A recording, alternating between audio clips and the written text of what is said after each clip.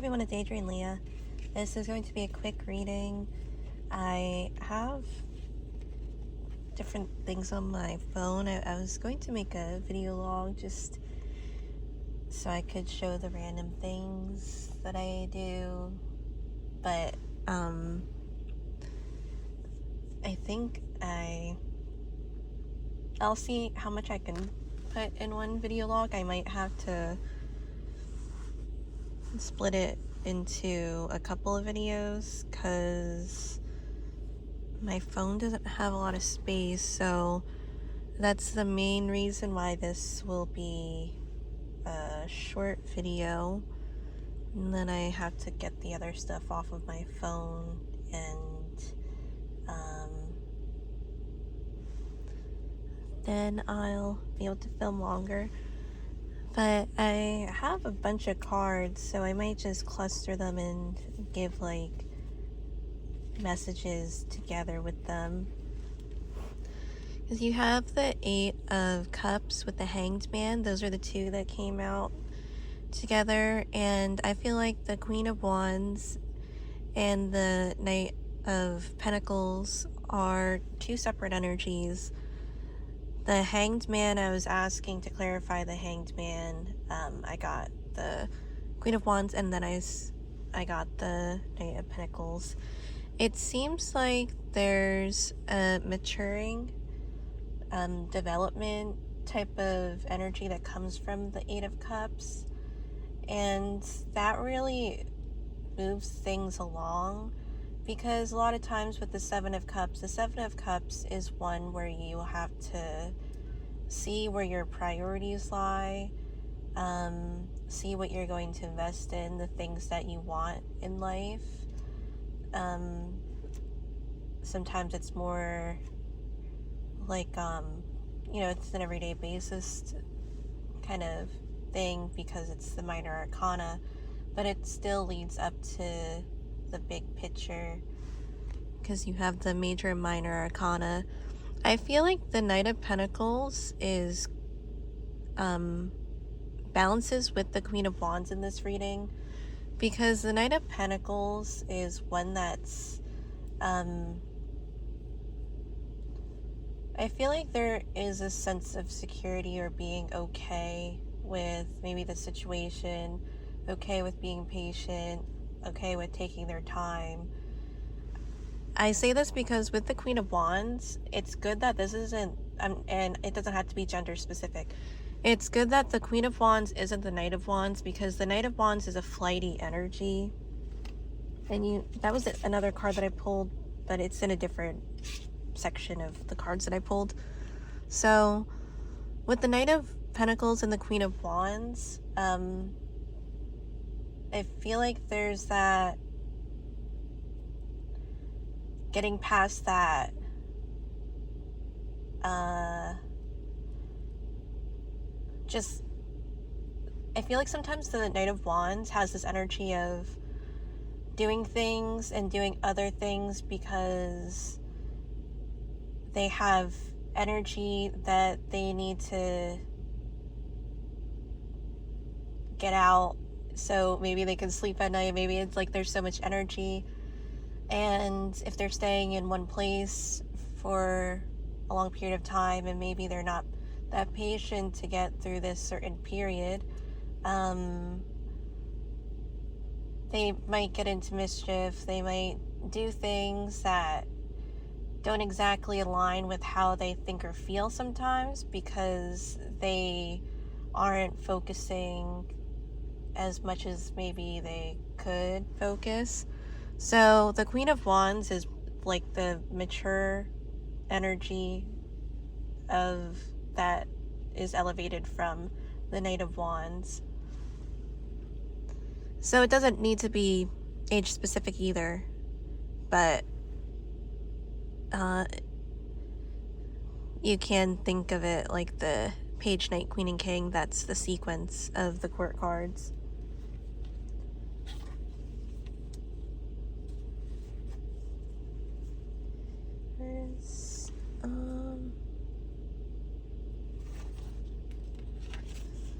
I also have the Queen of Swords with the Six of Swords. I don't feel like I'm introducing new energies into this reading. You could put it towards what you feel suitable, how it's suitable for you. But the Queen of Swords matches with the Queen of Wands. You also have the Empress, and I'll show that in a little bit. The Queen of Swords is with the Six of Swords.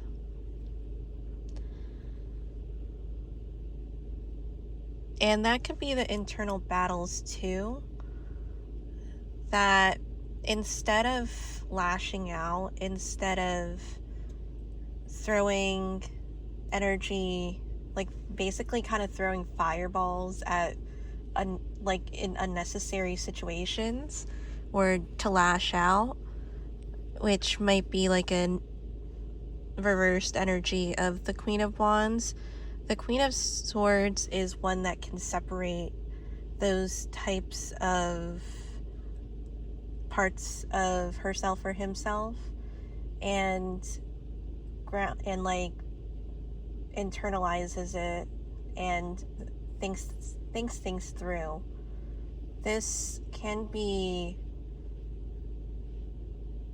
the sword suit is often associated with like the military, so it kind of has like, especially with the court cards in the sword suit or the swords court cards, they kind of have those attributions, and it is thinking pretty straightforward and being able to strip away other things that might get in the way. It could be emotions, it could be that extra energy of frustration or whatever comes out with the Hanged Man and the Eight of Cups. The Hanged Man can be frustrating energy if you don't want to stay in that place.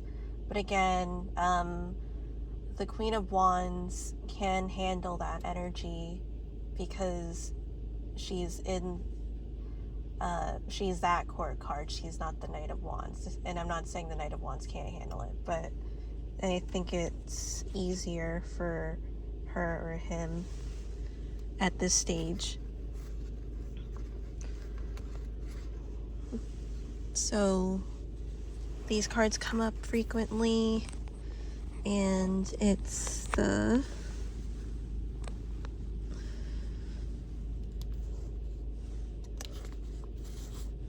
Five of Swords with the Chariot card.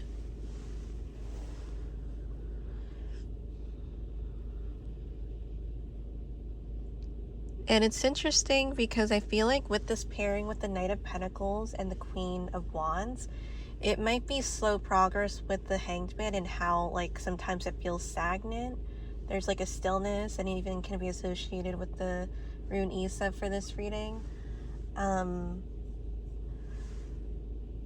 Because you see with the Five of Swords, it might take a while for both of them to take the step forward, talk things through, or it could be like until they come up with some type of conclusion, then it moves forward with the Chariot card.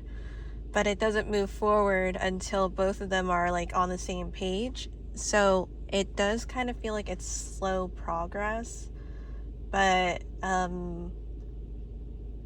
think it's strong potential because they want to make sure that there is some type of agreement there and an awareness that one person knows what the other person's doing. It could be one-on-one, maybe it's another type of setting if that relates to you. You also have the Three of Swords and the Ace of Pentacles, another couple of cards that have come up a lot. So with the Three of Swords and the Ace of Pentacles,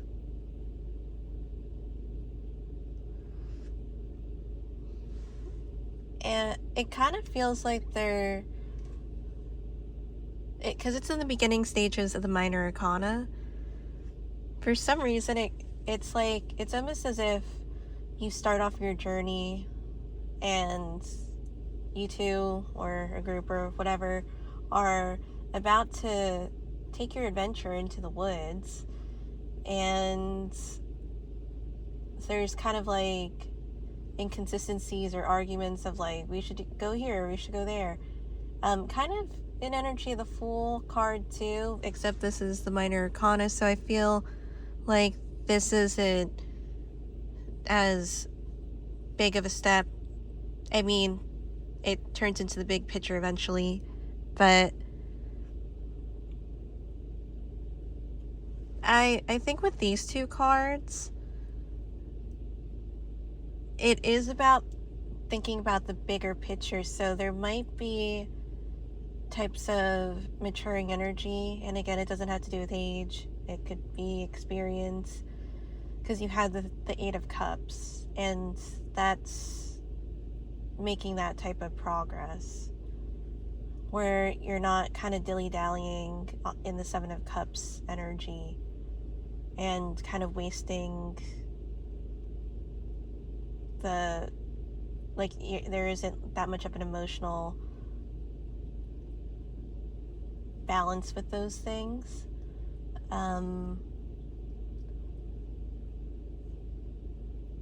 Because I feel like with the Eight of Cups, it focuses on what you're really committed to and what you really want. So with the Three of Swords and the Ace of Pentacles,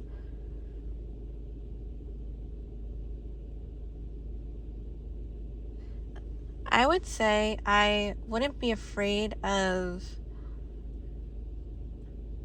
both. It's kind of like leadership energy, both kind of taking the reins with the Chariot card. I know you both can't be drivers in that way, but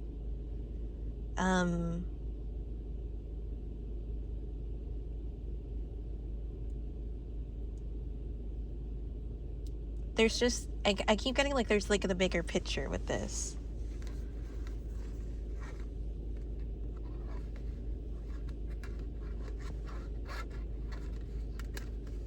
You also have the Eight of Wands with Tower card.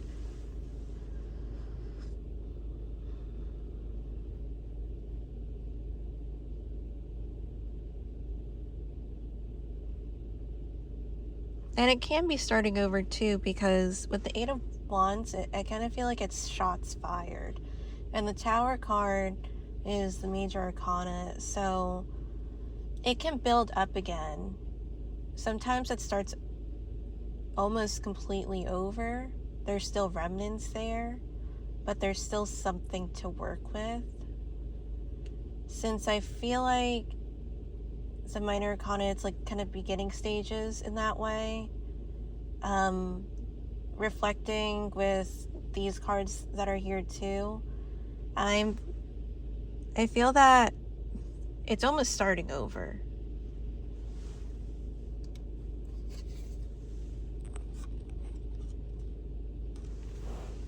You have the Ten of Swords and the Nine of Swords.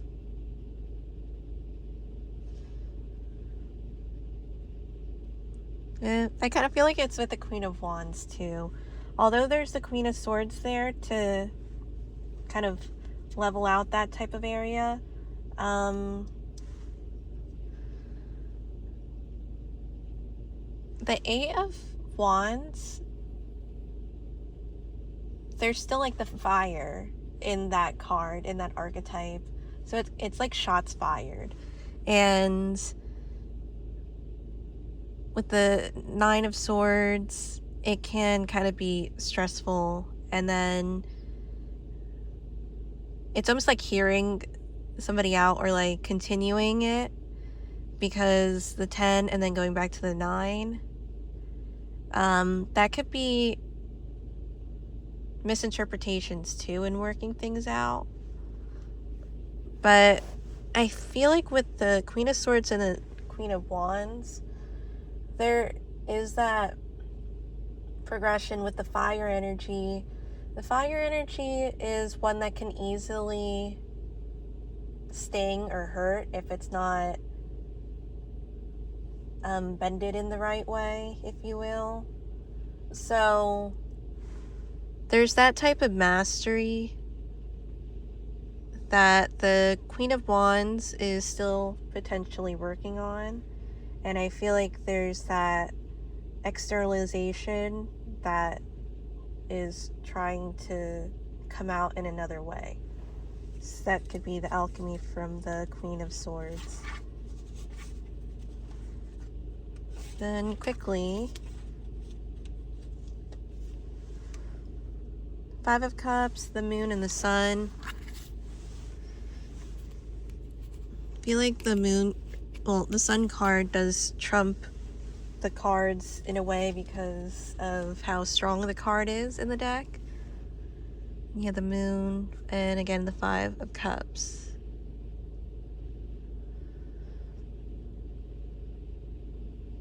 And I feel like with this energy, because the Five of Cups can feel like the discouragement, and then the Moon can be the dimming type of deep energy, dark energy type of emotions or like turmoil, something that is internalized but gradually being expressed as it looks. The Sun card, there's just a lot of sun there that just kind of illuminates. And I mean, scientifically, through darkness there's light, and that applies to different areas and can be interpreted and applied to different areas. So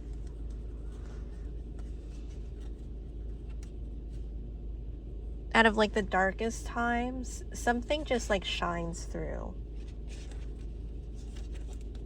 And I think that's coming from the advantage of the Queen of Wands. I'm sorry, this is like the Queen of Wands, more like it's kind of based more in that energy, but I feel like it focuses more in that. So I'm going to quickly show these cards because I don't have a lot of room on my phone. So the Empress, the Knight of Wands. I feel like the Knight of Wands, even though it's not a queen, it's associated with the Empress.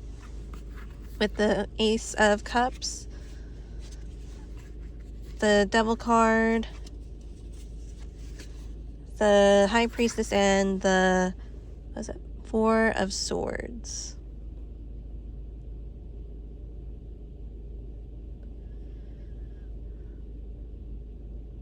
The Empress with like the sword held high in the Four of Swords and the Empress card, I do feel like it focuses on healing from the Three of Swords. And I think it's pretty steady. And it's also learning too. With the Three of Swords and the Ace of Pentacles, it's trying to be decisive and figure out how we're going to take this path, how we're going to go on this adventure, and not maybe irritate the fuck out of each other, or being able to gauge like how much we should joke about this, or if they want more affection in this way. It is like kind of getting to know and reading the room as well, like how to see what the situation is. And the High Priestess, Ace of Cups, the little card, I don't think, because I know the Devil card is the major arcana, the high, and I'm not disregarding it, but it, again, with the Sun card, it kind of feels like something trumps it. And with the High Priestess, there's an awareness of the Ace of Cups, and the Ace of Cups could be linked to like harmony, could be linked to relationships, could be emotional well-being. So it does feel like it heads in a good direction, and it's trying not to be swayed or to be discouraged by the other energies that I'm not saying to not say anything about it, but there's that point of being grounded and moving forward and continuing to try to work through things. So thank you guys so much for watching. I'll see you in another reading. Bye.